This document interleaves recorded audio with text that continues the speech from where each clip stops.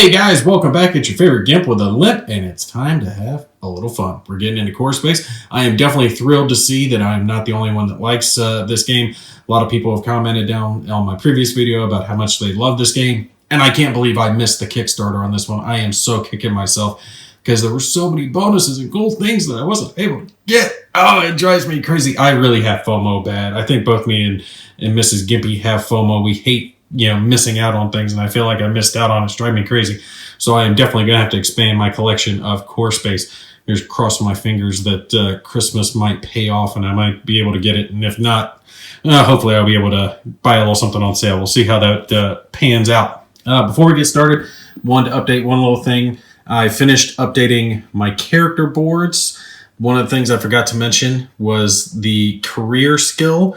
The fact that that's filled in, like our captain here, he has more of that, so he does get to start with more skills. I forgot to mention that on top of like the innate skills that are listed down in their board. So each of these guys get one that have been marked down. And basically I went with health on each one of them. Repair for the robot, walk it off for Gak, so both of them have the ability to kind of heal themselves using the purple pegs.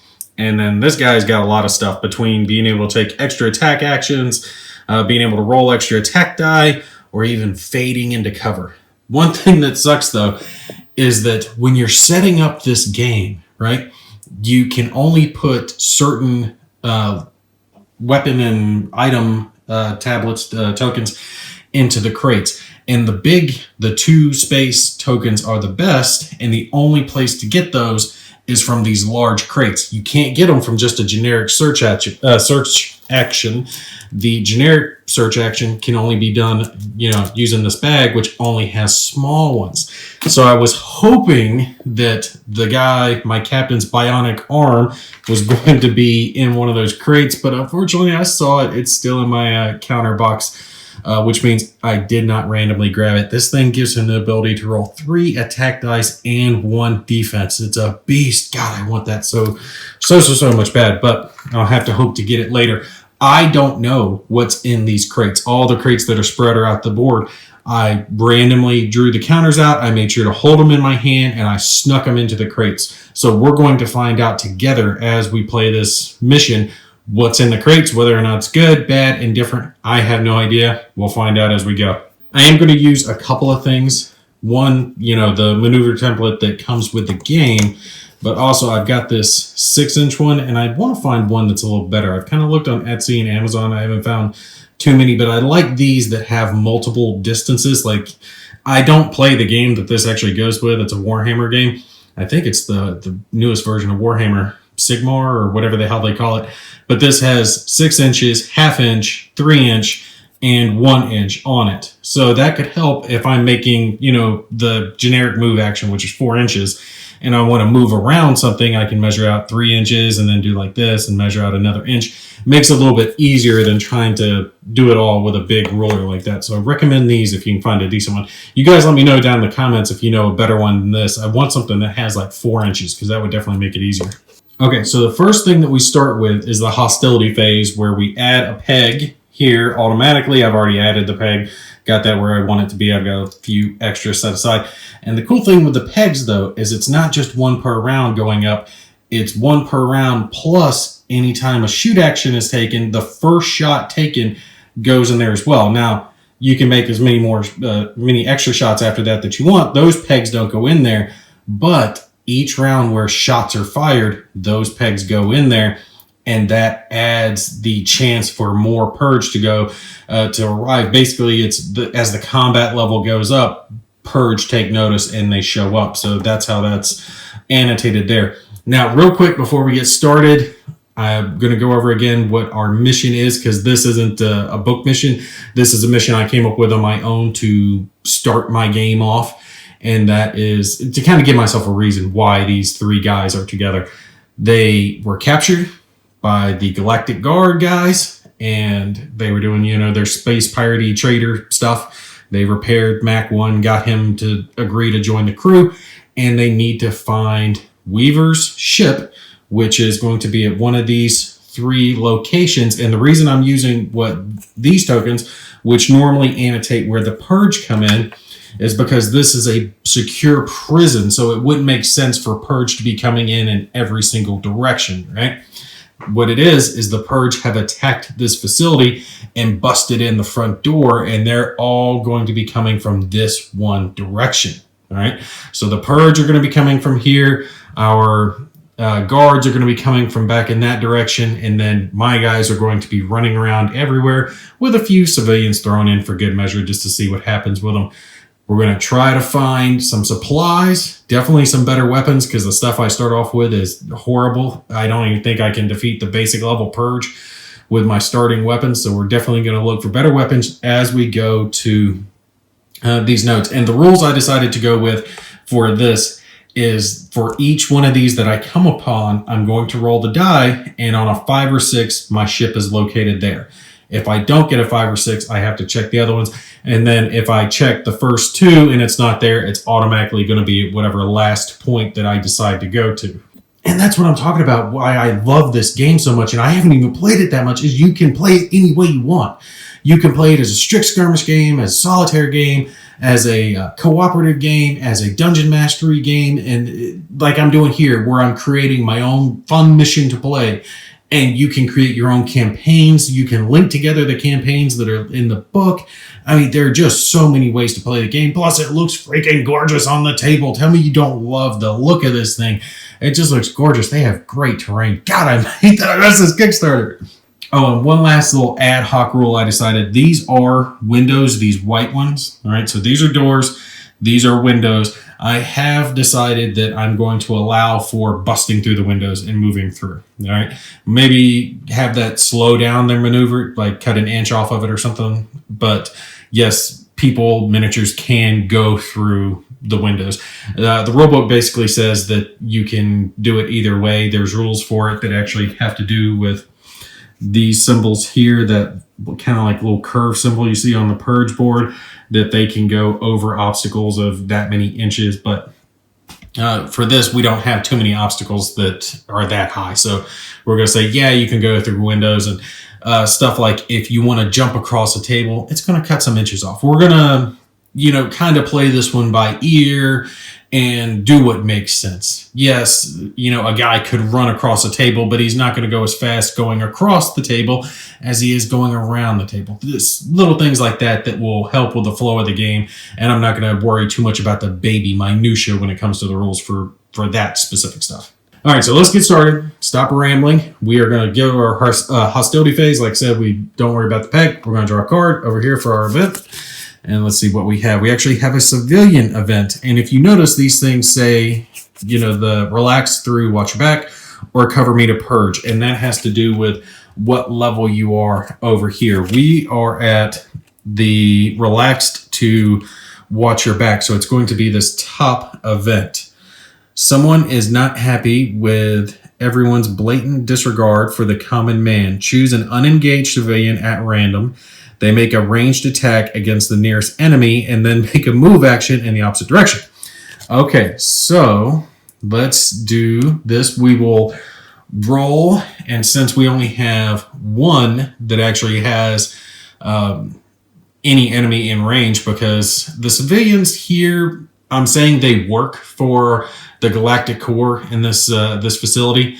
So this is like the receptionist, and this guy maybe does whatever, I don't know, bookworm or some stupid stuff. He kind of looks like he would be a bookworm, don't you think? And then we've got our doctor back there. So I don't really think it would behoove the story to have them attack the guards, but they can attack the purge. So we'll do this. We'll do 1, 2, 3, 4, and then 5, 6. And if it's 3 through 6, we're just going to ignore that and have them make a move action instead of an attack, since there'll be no one in range. So we do have our random die here that has numbers and a lot of symbols. I like how they combined it all on the die, so you can go just with the die to see what happens. All right, let's see what we get.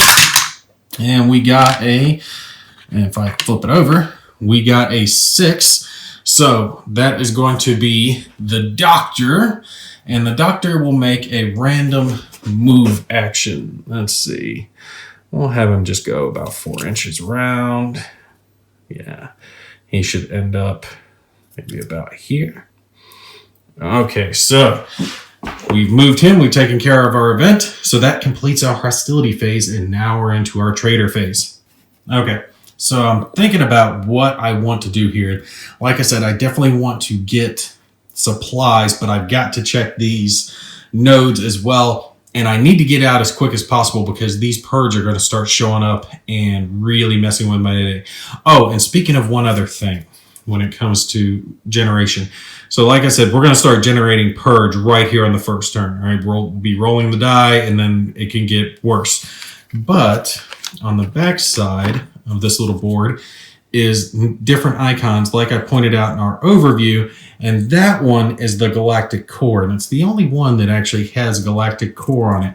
So what I'm going to do for my mission, since I want the possibility of extra galactic bad guys, galactic cops coming in, is I am going to roll the purge die for them as well each round, and it's just going to be a die for them. And if the purge die comes up, then yes, another guard's going to come in. We'll treat the purge just the way they're supposed to be, but the galactic core, we're going to have a chance for them showing up on each round as well, so they can be fighting each other and then fighting me and seeing what all happens. Now, I think since I'm not going to be able to get my arm, this guy's still pretty decent. He's good with shooting right now, but he's good with shooting a pistol. He can fire that, but I can only fire that up to 5 inches. I think we're going to go along through here because there's a crate right there. Okay? There's a crate there, crate here, here. I know there's another big one back in that room, and there's one other large one. I forget where the other large one is. I think there's 5 of these things, isn't there? Yeah, there's got to be another one. Oh, yeah. The other one is way over here in this room. So there's the 5 crates. 1, 2, 3, 4, 5 large crates here, but there's also a few small ones as well, like I said, back here in the barracks, and then there's a couple more small ones back there in that doctor's room. So the doctor's area is going to be a good, and like the little power plant with the plasma generator, it's going to be a good place to get supplies. I could run there. That would be a good idea, to run there, check there, and there's also a access point that I could check for my ship as well. But I want to get this crate first, and I want to get this crate. So I think I'm going to split up, even though I probably shouldn't. So we're going to have BB-8 here go. Yeah, I call him BB-8. He's going to take and do his move there for his first action, and then he's going to go up to the door. Yeah, for his second action.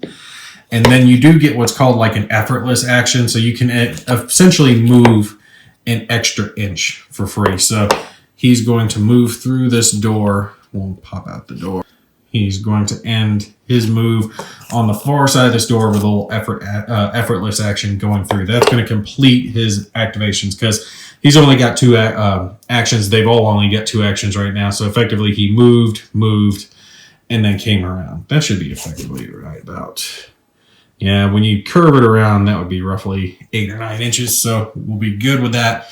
And I'm going to send the other 2 over here to attempt to get that. Unfortunately, I don't think I can get close enough. Well, I might be able to search it because that's 3 inches. So if that's 3 inches, and that puts him right on this side, I could do an effortless move and a 1-inch move to get the captain right up against that crate, and I can do a search action to get him some supplies. So that's what he's going to do. He's going to go there, and we will pick up our first crate and see what we get here. All right, come on, big money, big money. I need something. Oh my God, that's Gak's weapon. Look at this. Yummy, yummy, yummy weapons and a good pistol, which is exactly what I need. Even though I don't have a health stim, or I don't think I'm going to need the health stim. I don't think I'm going to have room for it. All right, so since he did the search action, he can go ahead and equip some of this stuff. Let's look at his board real quick. I want to keep the ammo. We'll drop this crappy pistol because I'm not worried about keeping that. So we'll throw it just out there on the board. And we're going to equip this great pistol, which has a burst fire. And if I remember what that symbol is, right, I think that one is you can spend an extra peg and either shoot again or get to roll again. Let me look.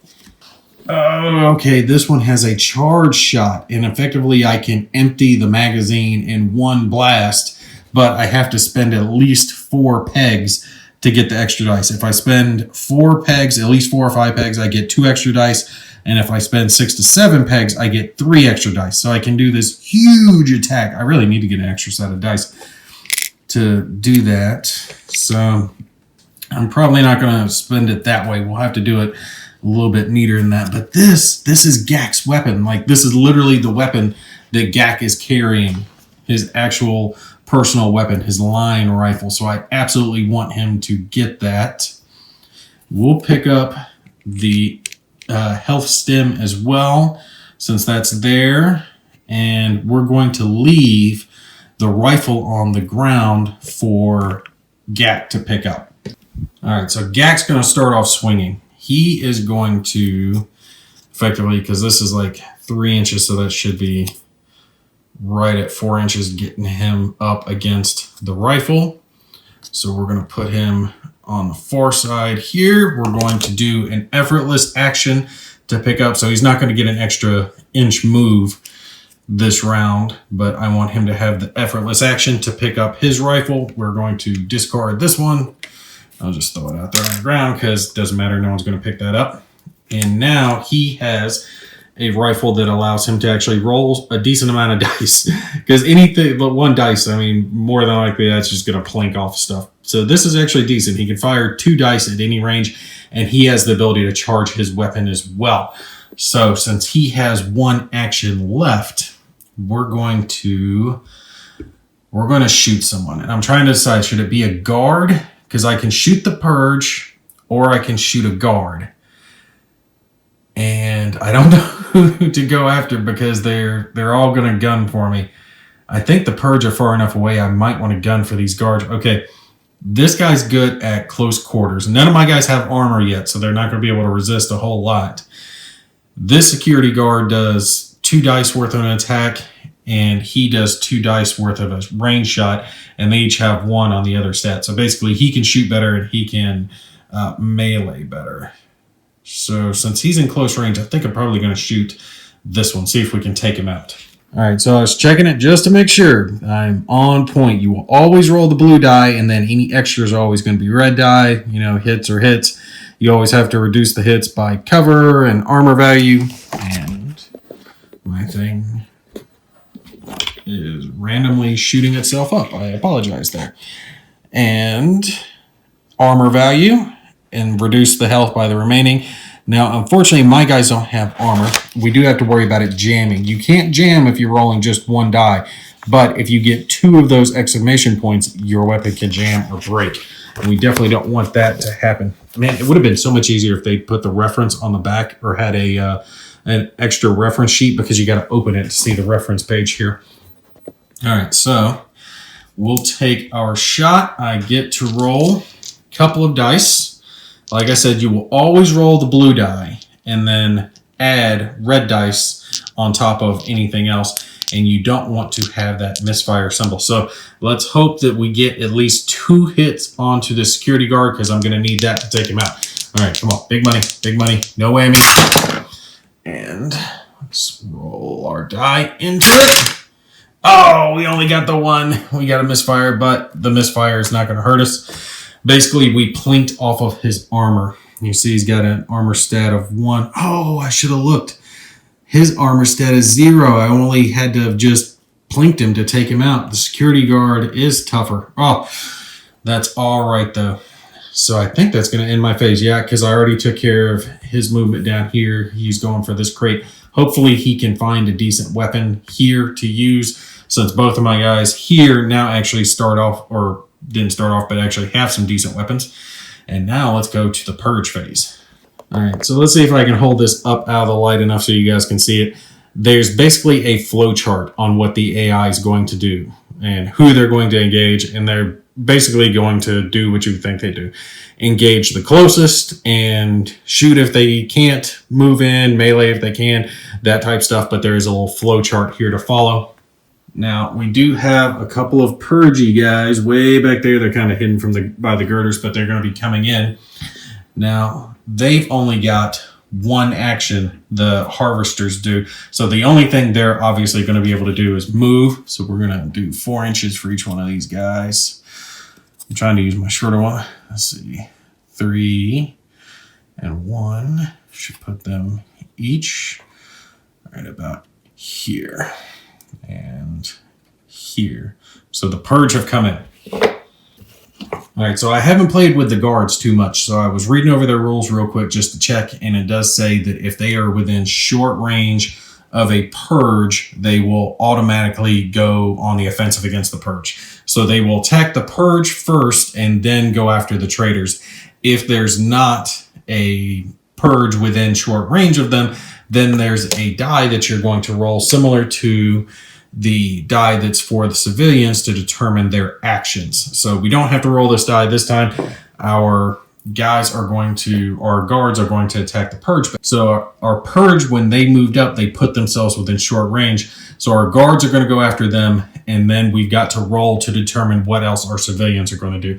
So let's do this guy, our little security guard. He's moved up. He's going after this purge, and we can see, again, his stat is 2 for melee, and he has the harvester, just the regular one here, has 1.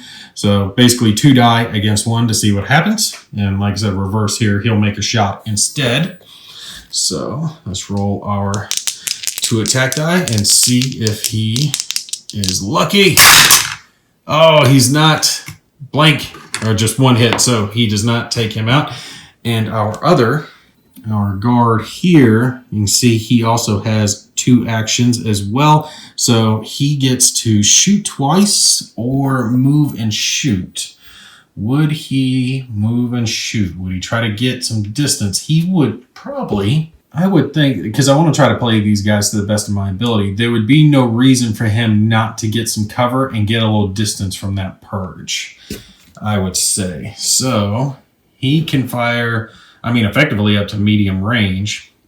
If he moves back into this hallway a little bit, you can see that will give him cover from my guys and still allow him to take a shot at the purge unobstructed. So that would be a better move for him than just standing there gunning it out. I'm going to make a judgment call here or there, but I wanted it to be a good, fun game. So moving back here, getting him into some cover. And the way cover works is if basically the majority of the character is obscured, like you can only see just a little tip of him, you can't shoot at him. If you can see between like 20 and 90% of the character, then they're obscured and 1 hit is removed from like a ranged attack. And if you can see like only a small portion of them is blocked, then they're not considered to be in cover. But taking a little bird's eye view here, he's pretty well out of line of sight for my guys. So they wouldn't be able to take a shot at him on our next turn, but he will take the shot over here, see if he can take that purge out. All right, nobody's killed anything yet. Let's see what happens. Oh, he got him. He got the double on the blue. The jam, that's not going to affect him, but he was able to kill a purge. But it doesn't matter. These guys are infinite. They will continue to come, continue to get worse. Now, as far as I know, though, the only... Oh, I forgot. I did have to take this off. I was going to say, as far as I know, the only range shots that actually increase the purge meter are just my guys, because, of course, they're the only ones with pegs to worry about.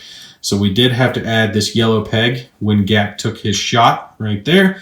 So that is going to really add up. You can see that effectively you're going to be adding 2 pegs around, because more than likely you're going to take a shot each round. So these pegs will add up very quickly, and you'll end up having the real hard purge guys showing up. Okay, so the last thing that we've got to do real quick is the civilians, which they have symbols as well. Like I said, there's a lot of symbols in this game, and these are what all the symbols on the die represent, effectively telling you what the civilians are going to do. So like they'll do a move action, They'll make an assault action against the closest target, then move twice in whatever direction the die is pointing, move into cover from nearest enemy, join crew, but we're not going to have the Galactic Corps administration joining our crew for this mission, all right? So we're making a judgment call on that one that they do not get to join. Move towards nearest trader and engage. Again, we'll just treat these like move actions. And if hostility is high enough, you can actually place the highest level enemy for our current thing, which is called a live one, and replace the civilian with a live one. We're not to that level of hostility. But I like how this works. And you can see each side of the civilian die has an arrow on it. And it's because when you roll it, whatever direction that arrow points tells you which direction they're going to be moving.